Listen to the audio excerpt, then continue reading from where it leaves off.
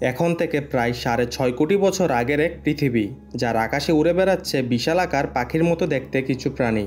সেখানকার জঙ্গলগুলিতে গর্জন করছে ভয়ঙ্কর সব শিকারী, আর সেখানকার সমুদ্রগুলিতে রয়েছে এমন কিছু দানবাকৃতির প্রাণী যা আপনার কল্পনারও বাইরে। চিন্তা করতে পারছেন কি হতে পারে সেগুলি? তবে জানুন, এরাই হলো ডাইনোসর প্রজাতি, পৃথিবীর ইতিহাসের সবচেয়ে বিশালদেহী প্রাণীদের মধ্যে অন্যতম।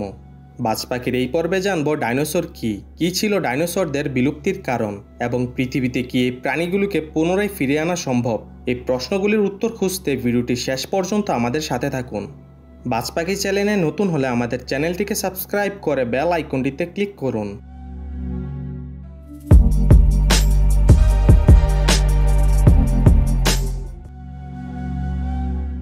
চলুন ফিরে যাই এখন থেকে প্রায় 23 কোটি বছর পূর্বে ট্রিয়াসিক যুগে।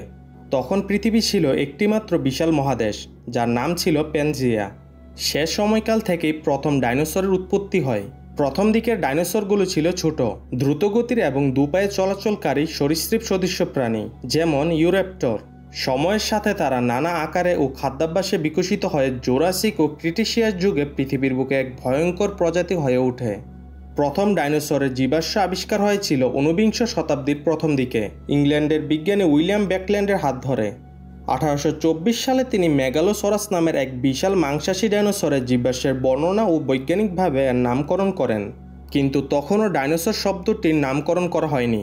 পরবর্তীতে 1842 সালে ব্রিটিশ বিজ্ঞানী স্যার রিচার্ড ওয়েন প্রথম ডাইনোসরিয়া শব্দটি ব্যবহার করেন এবং এই প্রাণীগুলিকে আলাদা এক শ্রেণী হিসেবে চিহ্নিত করেন।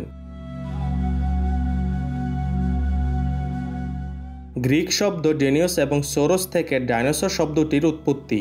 ডেনিয়স অর্থ ভয়ঙ্কর আর সোরস অর্থ টিকটিকি, অর্থাৎ দ্বারাই ভয়ঙ্কর টিকটিকি।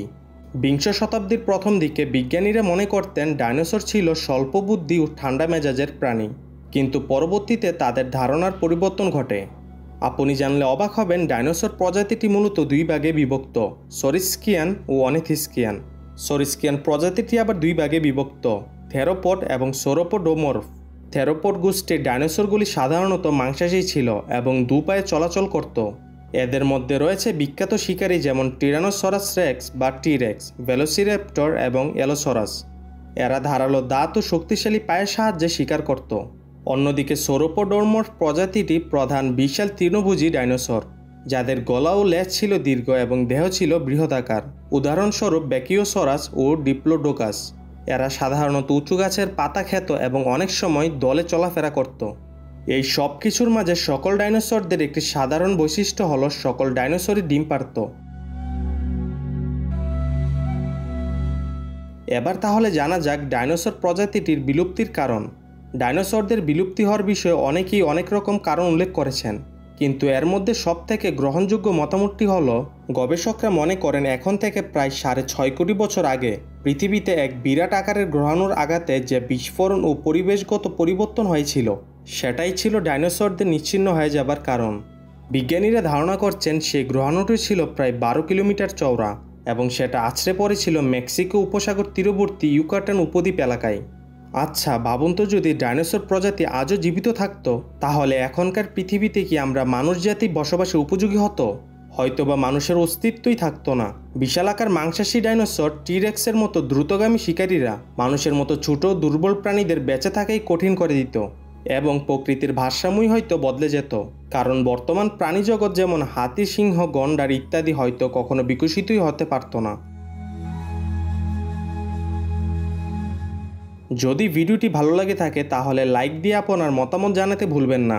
এমনই আর চমকপ্রদ ইতিহাস আর বিজ্ঞানভিত্তিক ভিডিও দেখতে চাইলে এবং সবার আগে নতুন ভিডিওর নোটিফিকেশন পেতে আমাদের চ্যানেলটিকে সাবস্ক্রাইব করে বেল আইকনটিতে ক্লিক করুন। মহাবিশ্বের সবথেকে রহস্যময় বস্তু ব্ল্যাক হোল সম্পর্কে জানতে বাজ পাখির এই ভিডিওটি দেখতে পারেন।